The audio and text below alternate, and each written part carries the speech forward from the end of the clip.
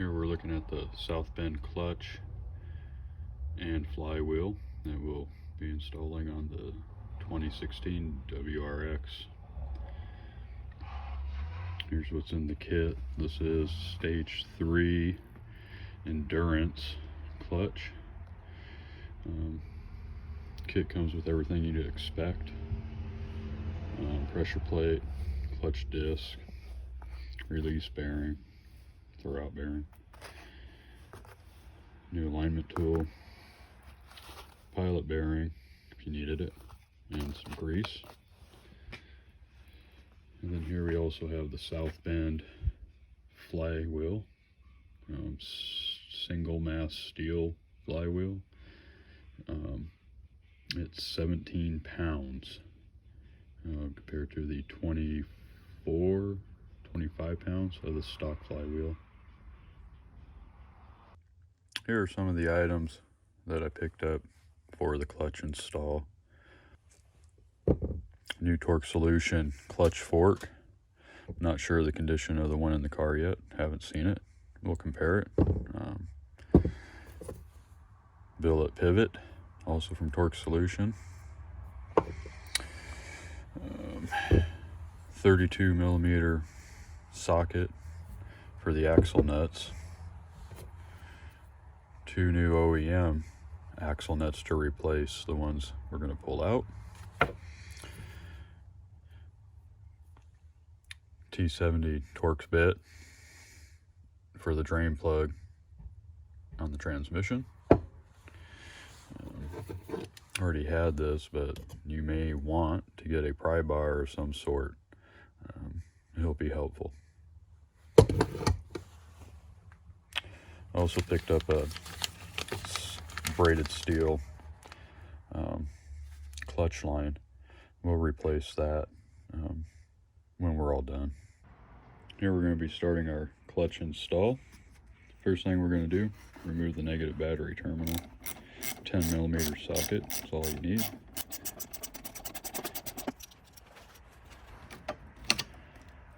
And just slide that out of the way.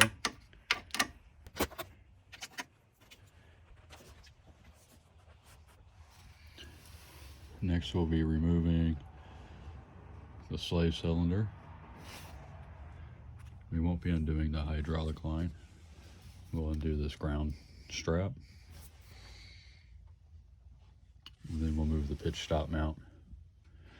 After that, once the slave cylinder's out, it'll actually give us easy access right here. Remove the ground strap with a 12 millimeter socket.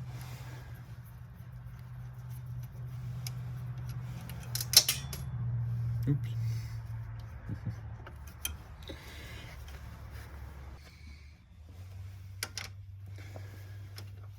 Slave cylinder will be 14 mil.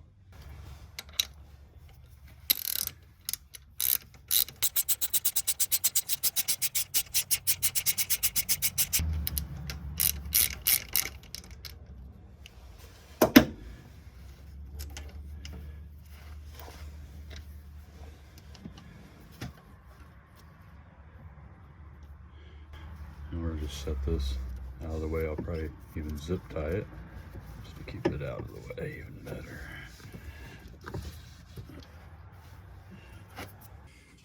Now we're going to remove the pitch stop mount from the transmission side.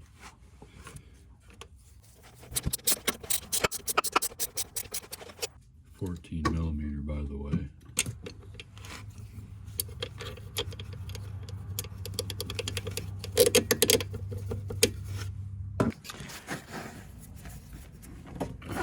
We were able just to pull that up out of the way for a sec. Okay, good to go there. Next thing on top, we want to remove the wiring harnesses to the transmission. There's 2 of them up on the top here. Forgot to mention, while you're on top, go ahead and remove this ground strap that actually goes to the transmission. The other went to the starter.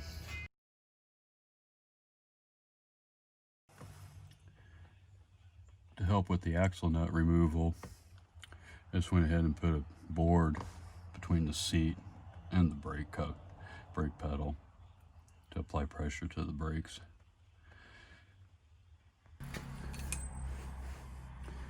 So we're going to remove this axle nut.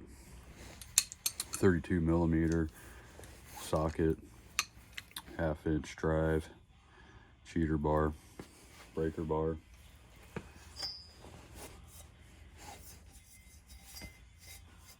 Jack handle.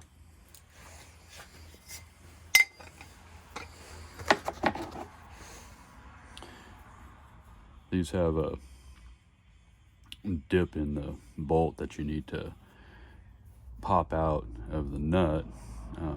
This little indent that keeps the axle nut attached, so it won't back off. You gotta pry, chisel, chip that little portion up. And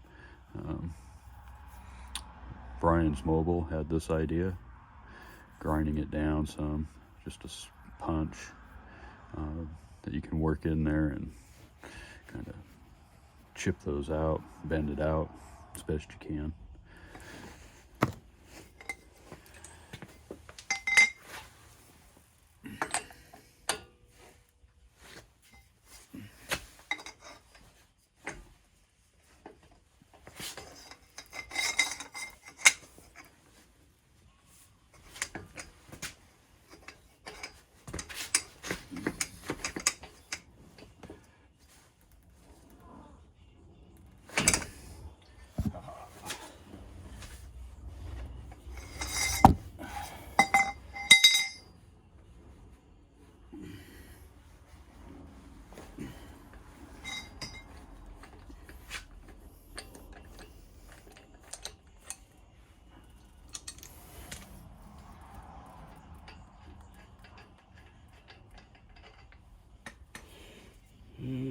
There we go.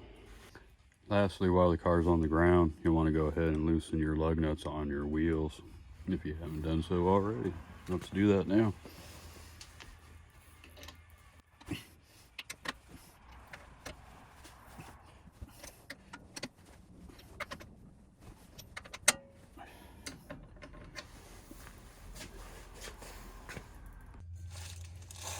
Here we are on the passenger side of the car. We've removed the axle nut, removed the wheel. Obviously, now we're going to remove the control arm from the ball joint. Need to release this nut. I've already broken it loose. You'll probably want to hit that with some blaster. That'll help separate, release the ball joint. There's a slot right there. If this is still being difficult, you can wedge a chisel or a screwdriver in there and lightly spread these just a little. Won't seem like you're doing it, but it doesn't take much. A lot of guys will put a crowbar in here, big breaker bar, which I don't have. The bar I do have and other implements just aren't getting this to pop. These suckers are tight. I don't want to break this, so I'll resort to method number 2. Standby. So you want to make sure you have turn your wheel to the outside as much as you can to get room in here.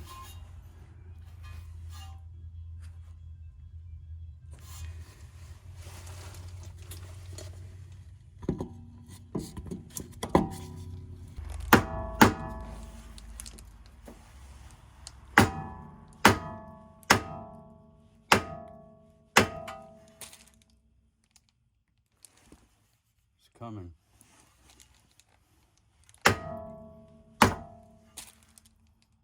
About it.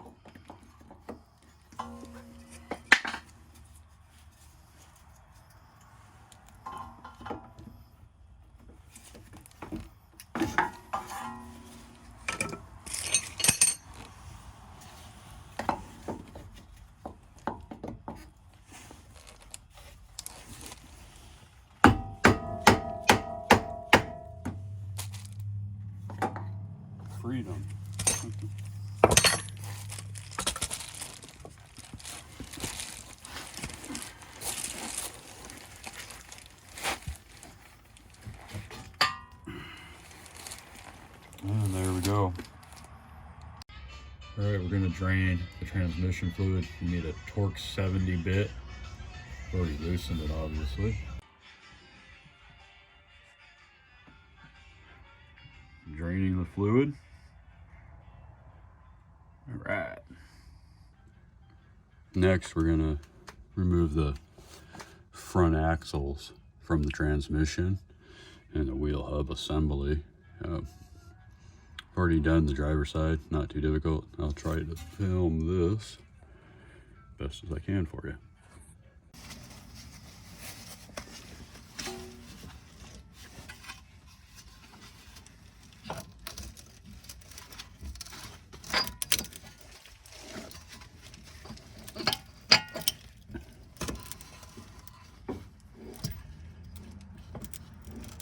So there was to that.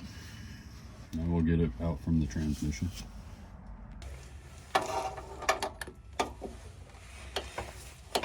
take your pry bar.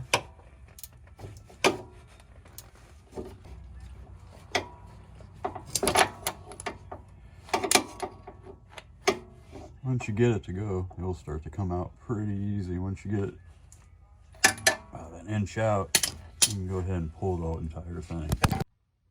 There's our axle pulled out. No, that wasn't too difficult.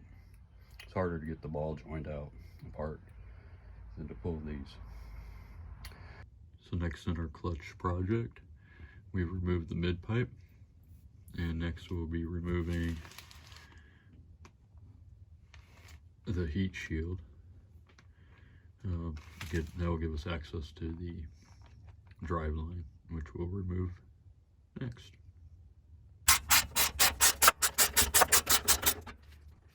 So 12 millimeter.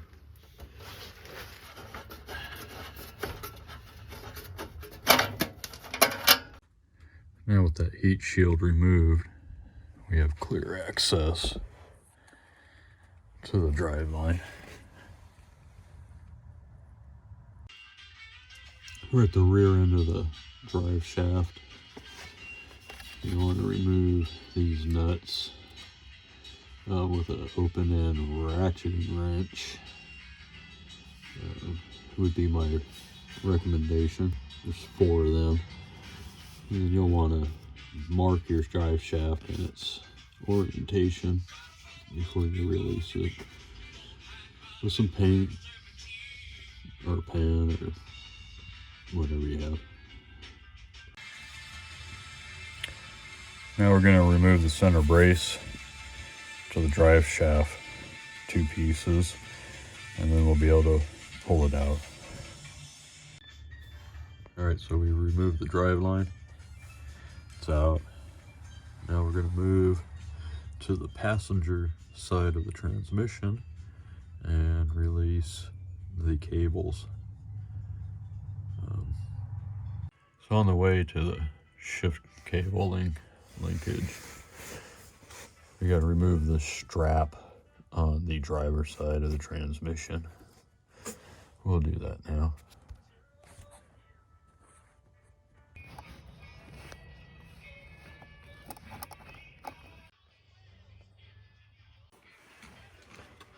To get to the shift cables, we'll need to remove this shield here, 2 bolts.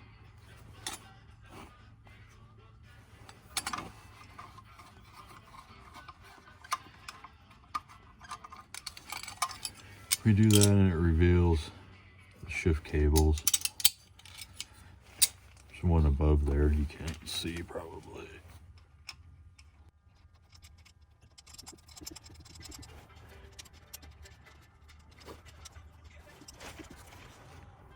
There's a pin that holds this together. I've already pulled it out.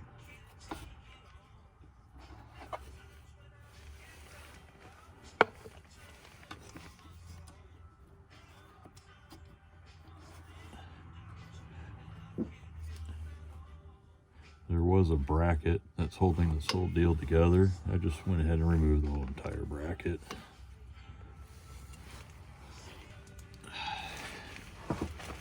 I'll do the same for the other side, or the other cable. Here's that bracket cable that we just released. Some people remove it from its clip here. It was just easier to remove the 2 bolts, at least for me. I'll do the same for the other cable.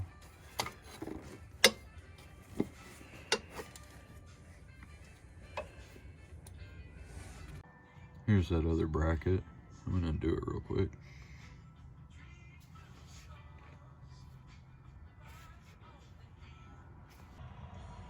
Before you start removing the transmission, while you have the weight of the transmission on the back of the motor, you're going to want to tilt that motor back a little bit.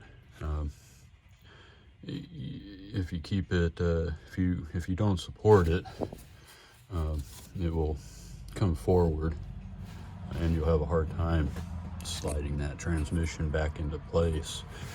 All I do, I just took some medium gauge jack chain, after tilted it back some, secured it to the transmission ground lug, to the firewall, and I don't know if you can see it. I just hooked it right to the hoist bracket, and that seems to work well. All right, we're gonna go ahead and start removing the bolts and nut from the transmission motor. Before we do that, you'll need to undo this clip from this bracket. It's just the wire harness.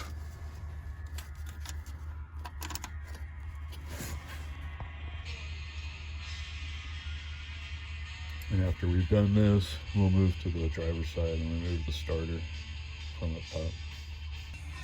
And we were able to bust all these free. All right, we're gonna take these out, remove them, and get to the driver's side. Here we are on the driver's side of the back of the engine. Already loosened these here. We'll remove this one here, then we'll go up top and pull the starter out.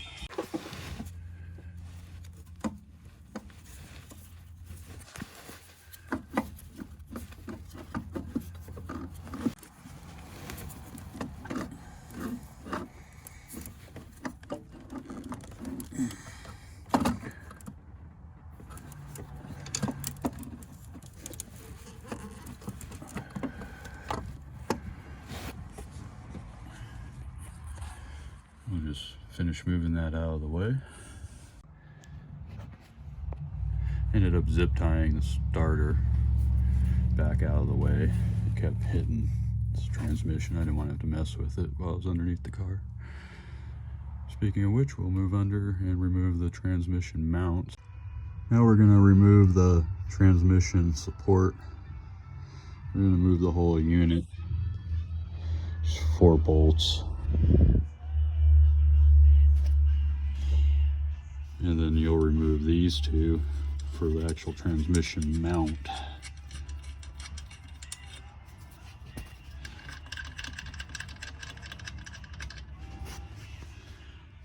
And you'll want to make sure that your transmission is supported at this point. So the 3 tools that I use to separate the transmission from the block: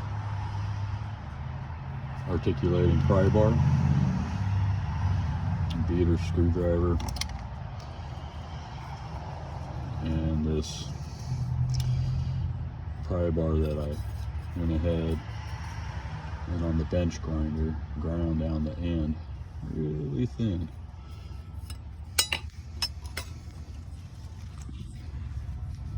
And that's what I started with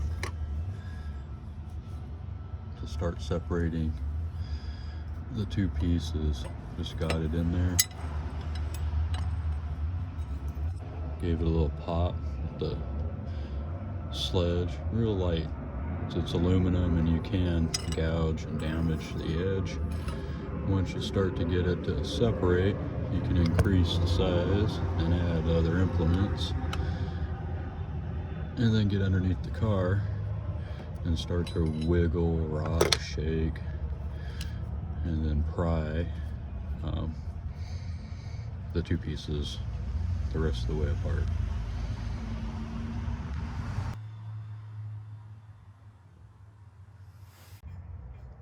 Alright, fast forward into the future.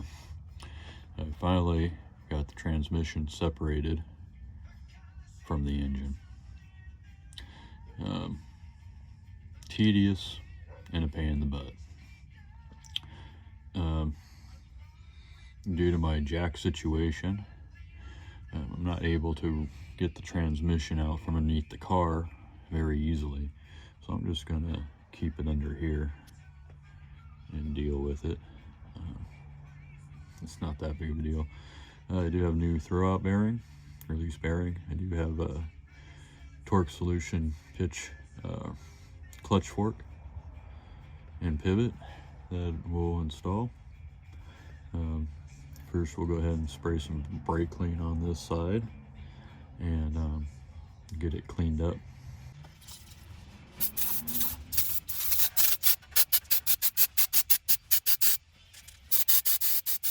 Let that work for a minute. We've cleaned up the transmission casing. We're going to remove the clutch fork and then release bearing now. I've already pulled this out. Basically, you just actuate this, pull it forward, keep pulling, and this will just pop off. You can hear that. And then there's a clip behind this ball here in the fork. You just release that, pull it basically, and the whole thing will slide out this way. I'm gonna have to use two hands, so I'll come back later. And like I said, you basically just pop that forward. You see that clip there? It just rests on that ball. We do have a new pivot ball and a new clutch fork from Torque Solution that we'll install.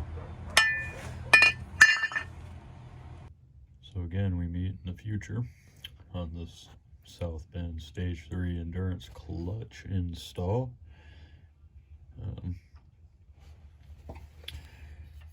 We've gone ahead and loosened these 6 12mm bolts. You'll find them throughout around the pressure plate here. They actually aren't on there very tight at all.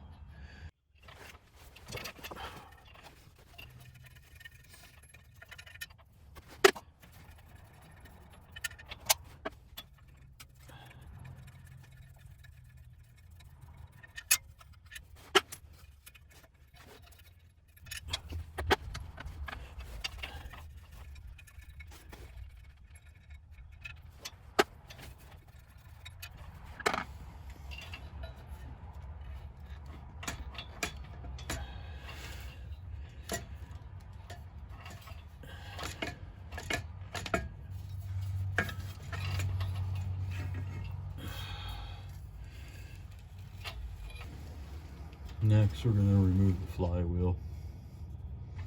There's a bunch of crud up here. We'll go ahead and clean that up.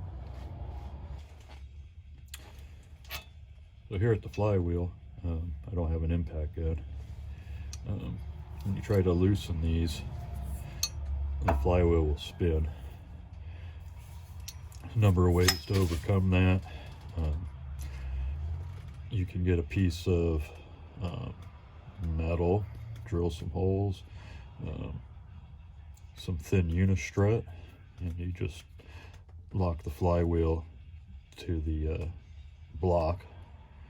You can do it that way, or you can get a pry bar or breaker bar, set it fit on these two bolts here. And you just catch it on this alignment knob right here.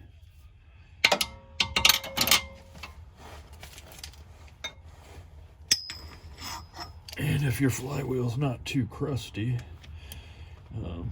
you can break them loose with a ratchet and some blaster on there. I've already loosened these, so I'm not going to go through it again. Yeah, that's how I got it done.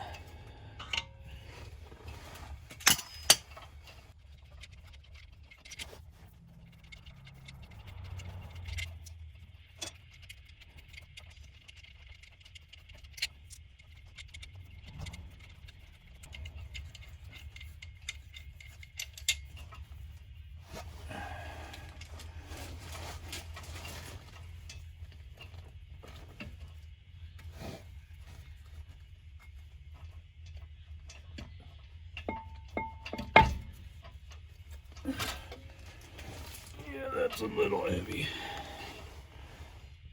Yeah, and there's the reluctor plate. I think that's what it's called. We're gonna note its orientation, and there have been some problems, I guess some people have had, where they've not installed it properly and it's thrown off the timing or whatever. We'll go ahead and now clean this up and go ahead and install the new one. So before cleaning this out, we went ahead and moved the reluctor plate, whatever. Our main rear seal looks good. Gasket underneath this plate. Not leaking anything into the back here. So we'll brake clean this out next.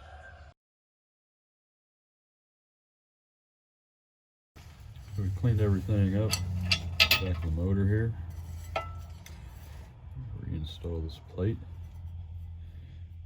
You'll set it up, line up on this pin.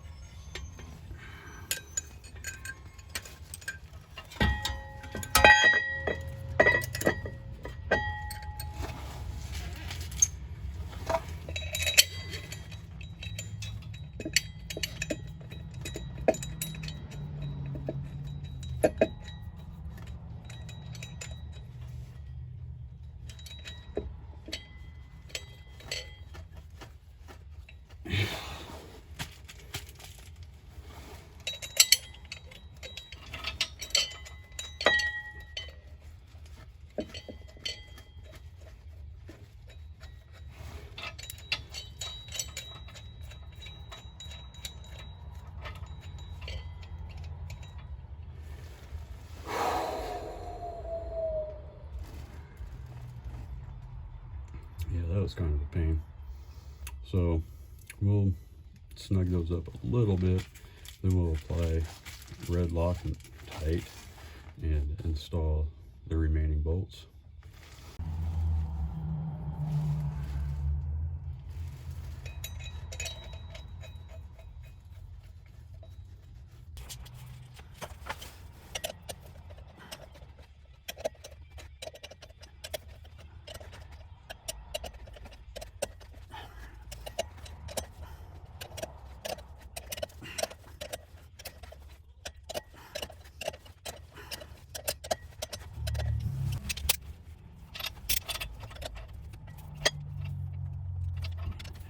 Two, 3, 4, 5, 6, 7, 8.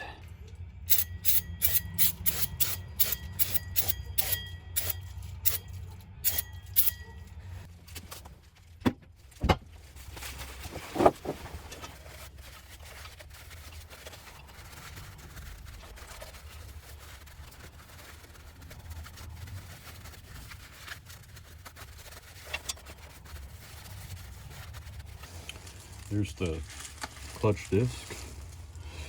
I'll install the pressure plate.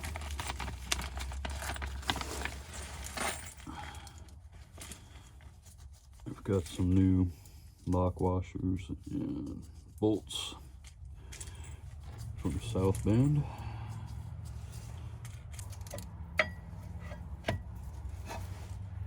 There we go, I think.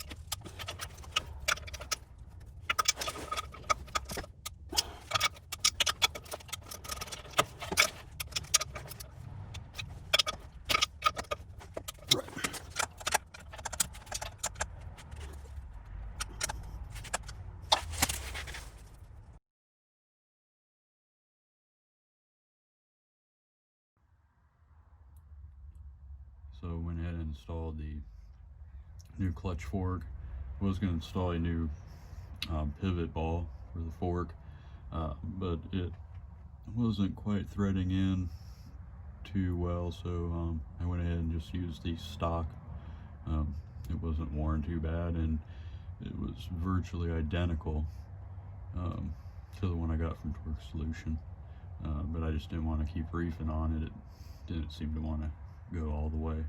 I did go ahead and lube the shaft, the input shaft, and the bits of the clutch fork. South Bend didn't give you too much, but everybody says not to use a whole lot, so here we go.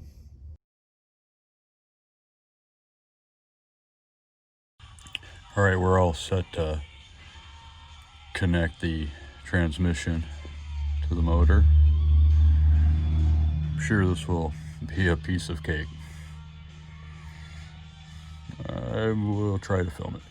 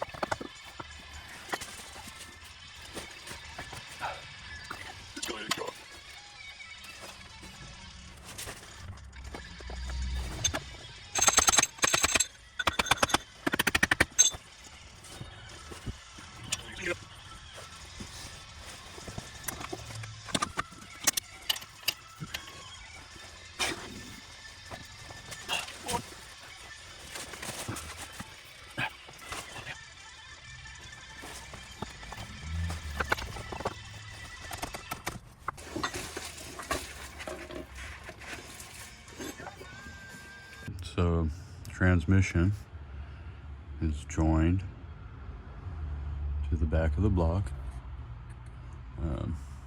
As you see, I've already attached the starter. I haven't torqued these down yet,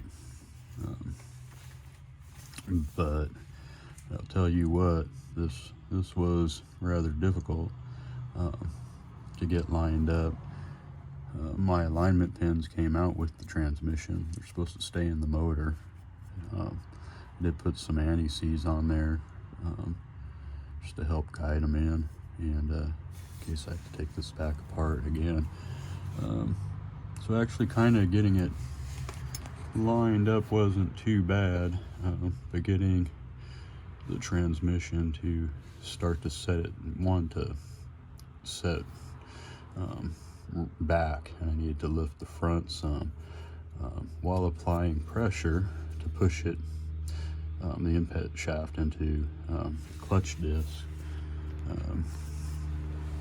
It doesn't really take a bunch of force. I think mostly it needs leverage. You'll want to resist using the nuts, or the two nuts on the bottom and the bolts to pull this in. I mean, it's aluminum, it's really soft. What I ended up doing was taking my pry bar, and on each side, the driver's side and the passenger side, I inserted the short bolts on the top holes up there with a washer. Got them pretty close. Keep in mind at this point, the transmission was about a 1/4 inch out, and I just couldn't get it to kind of finish. So with the washer on the back of this bolt right here, I was able just to get enough to get this underneath it and rock. Just enough to keep closing it up, and each time I would, I'd lock my position on the bottom bolts. And once I had that little bit of leverage at the top, it slipped right in. At first I thought maybe the input splines weren't lining up, so I rotated the drive line. But I don't think that was it. I just think I wasn't getting enough leverage, so maybe the pry bar and washer kind of deal on the back of the bolt will help you. Again, it didn't take much force. You don't want to pull them out and ruin the threads. Also keep in mind, these bolts are 2 different lengths. Your long one goes on the top, the 2 shorter ones, which are the same size, go on the bottom holes. It's the same on the passenger side. Just keep that in mind. So yeah, we're going to start putting the support back together, get the drive line in,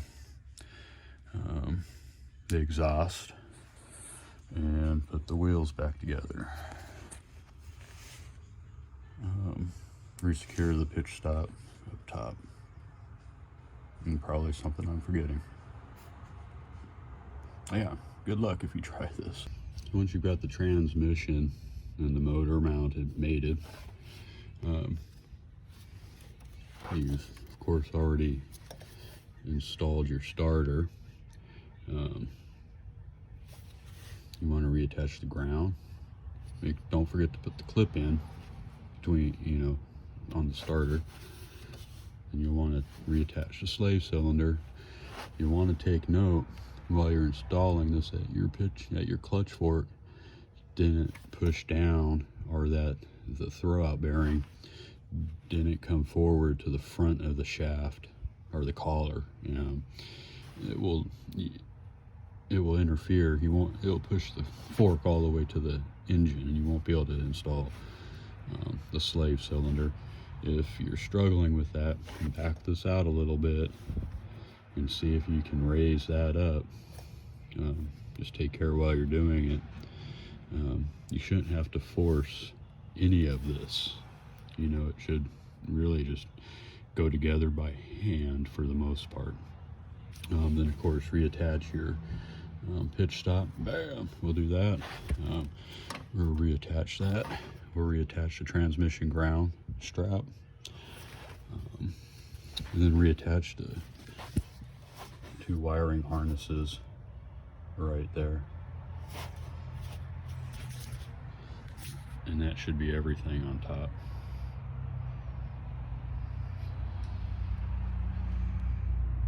So now that we've set the transmission down on the transmission mount, gonna go ahead and reinstall the cables. I already popped the one on top, just a plastic snap-on. This one, if you remember, I just undid the bracket instead of popping the clip. Whatever. I'm gonna slip the washer back on here and the retaining clip, and then we'll install the dust shield.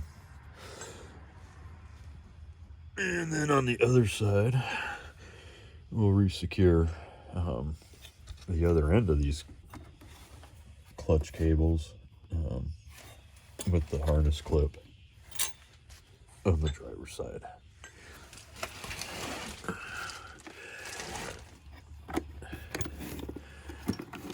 It's a little dark.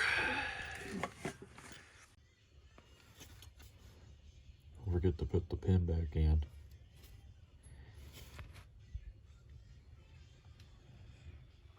Don't forget to reattach the shift cable retainer on the driver's side. Now we'll insert the drive shaft.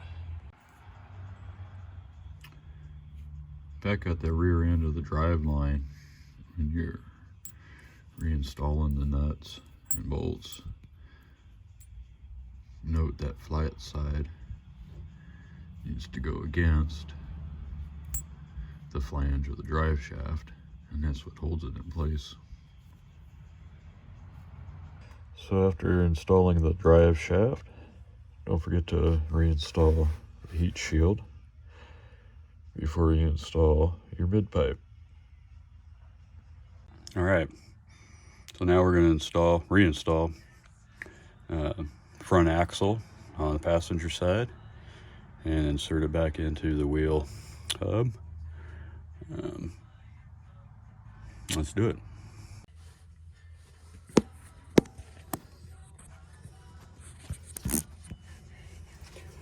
So we've inserted it. Redo it. If it doesn't catch, just spin it. See if it will lock in.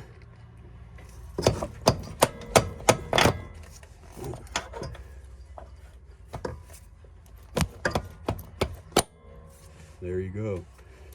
You just use the axle itself and pop it in. If it seems like you have to force it, rotate, try again, and it will lock in, and you're good to go.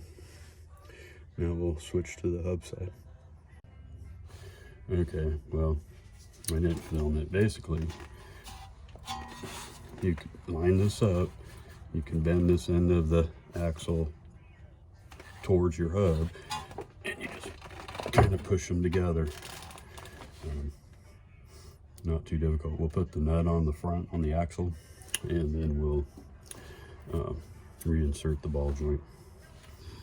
This ball joint, I want to go ahead and throw a little bit of lube on there, and then when you reinstall this bolt, go ahead and throw some anti-seize on there. You may thank yourself in the future. This side was easier than the other side to get in. Basically, I just kind of wedged this up, kind of cranked this down, got it to sit just on top of the socket, and then just give it a good crack. It'll slide in. I didn't have to hit it very hard. The other side I hit a little harder, and I went ahead and put a block. And that wedged it in. Another thing you can do is install the wheel set a block here, and then you use your pry bar, and it will give you some leverage, and you can kind of pop that thing in there. 37 foot-pounds for this bolt here.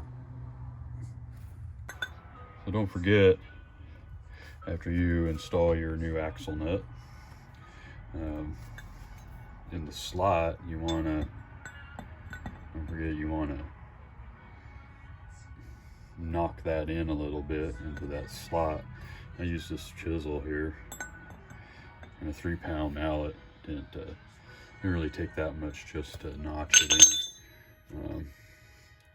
And then these on the front, I've tightened to 142 foot-pounds. The rear, from what I can gather, is 160. All right, we have everything finally bolted together. The wheels are back on, car's back on the ground. We're gonna go ahead and add some fluid back to the transmission. We're gonna be looking for 3.5 quarts. And we'll go ahead and give that a go, and then check the fluid level, and that should be it.